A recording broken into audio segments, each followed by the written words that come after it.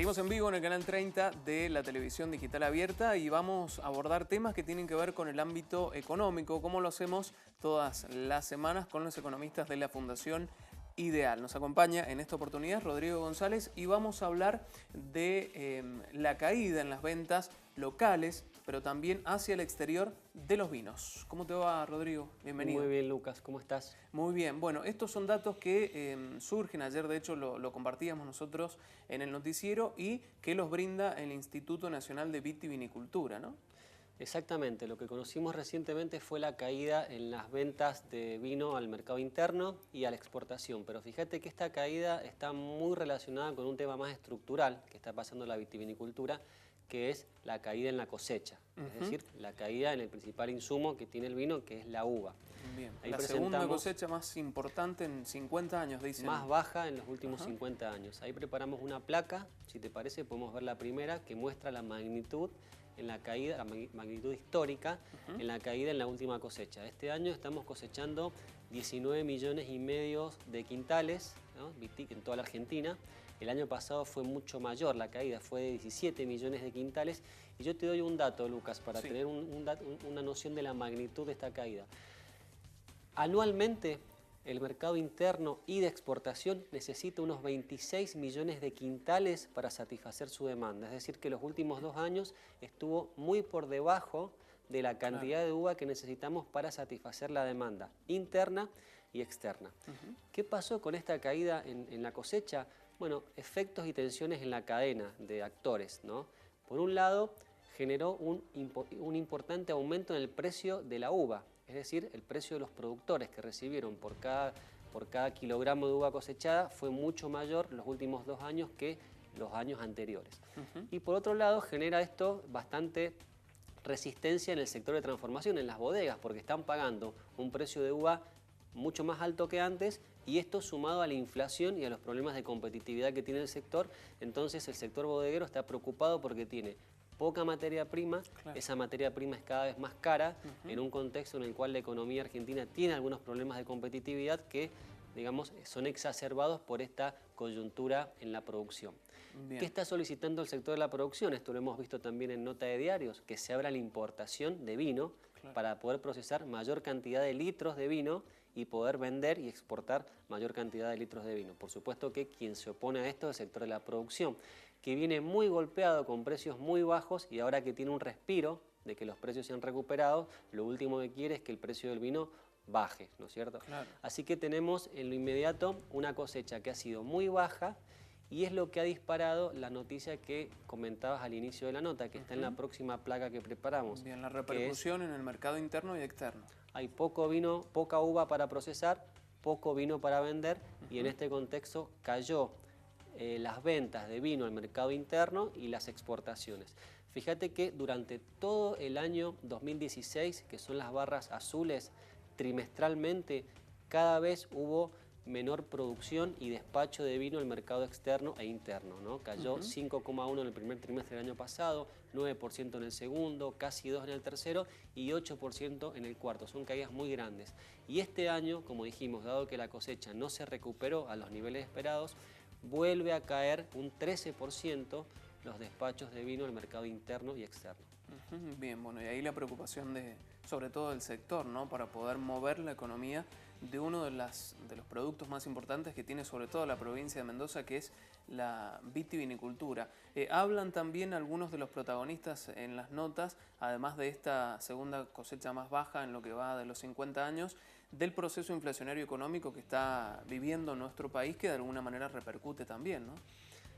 No estamos en un buen año, no empezó bien el 2017, el sector de la industria de la provincia y el sector comercial está cayendo y el sector vitivinícola se encuentra en este contexto adverso, a lo cual se le suma lo que dijimos, que hay poco vino en las bodegas para vender y es un vino caro, porque al haber poco vino, al pagarse cara la uva, el precio de los vinos aumentó en promedio un 60% en góndola, es decir, muy por encima de la inflación. Y cuando vos tenés este nivel de aumentos en precios, también lo que repercute es el consumo. Por eso también cae el consumo mucho más que el promedio de la economía. Así que sin duda es una cuestión que preocupa esta falta de insumo para poder ampliar la cantidad de litros de vinos que las bodegas venden y exportan. Te pregunto, Rodrigo, cuando hablas de la cadena justamente de formación y finalmente hasta llegar a la góndola en los supermercados, digo, se quejaban también los mismos propietarios, los referentes de bodegas de Argentina, por ejemplo, del aumento de este 60% que nos contabas vos que han sufrido algunos vinos en góndola. Digo, ¿cuánto es el sobreprecio que pone el supermercado en la botella que uno va a comprar todos los días? Es muy alto y en algunos casos supera el 30-40% del valor que termina recibiendo la bodega. Tenemos en Argentina un problema de concentración importante en el rubro de comercialización. No es tan sencillo solucionarlo. A veces se intentó solucionar con controles de precios, pero la verdad es que no ¿Funcionaron los controles de precios? Funcionan muy en el corto plazo, ¿no? En el mediano plazo siempre existen salidas que son hacer envases más chicos, hacer productos alternativos o directamente no cumplirlos. Es muy difícil de controlarlos y efectivamente incorporar sanciones. Entonces no es sencillo. Lo mejor sería ampliar la competencia y muchas bodegas, fíjate que están optando por la venta de sus vinos directamente al público, ¿no? Recibiendo turistas o sin generando... tercerizar, digamos. Claro, tratando de evitar este eslabón de la cadena que es tan importante en lo que es el sobreprecio que el consumidor termina pagando. Pero lo que pasa con las bodegas pasa con todos los productos, también con la fruta. Lo hemos hablado también en varias ocasiones, como la fruta que recibe el productor es infinitamente menor en precio al que termina pagando el consumidor. Y quien termina haciendo los principales sobreprecios y aumento en el valor final termina siendo la cadena concentrada de comercialización, en este caso los super e hipermercados. Se podría regular, pregunto, ¿no?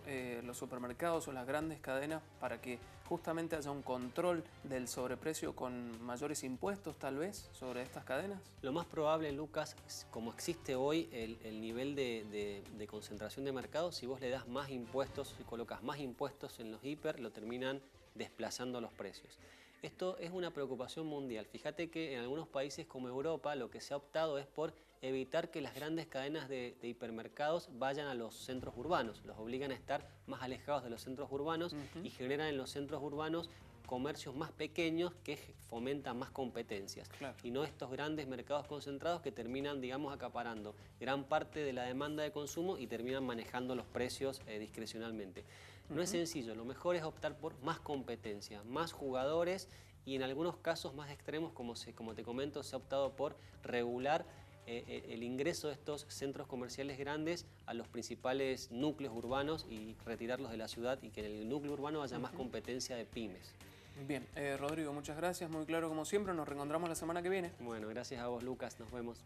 Vamos a seguir abordando otros temas con ustedes del ámbito provincial y que tienen que ver con una nueva ley de tránsito para la provincia de Mendoza. Ya ayer, de hecho, dialogábamos con una de las senadoras que tuvo una iniciativa para la legislatura, se presentó en el Senado, tiene sanción en el Senado y hoy se está tratando en diputados. Esta posibilidad de que no le quiten el carnet a los conductores por alguna infracción. Bueno, esto es solamente una modificación a un artículo de esta ley de tránsito provincial que quiere modificar en muchos más puntos el Ejecutivo provincial y que ayer también se presentó en la legislatura.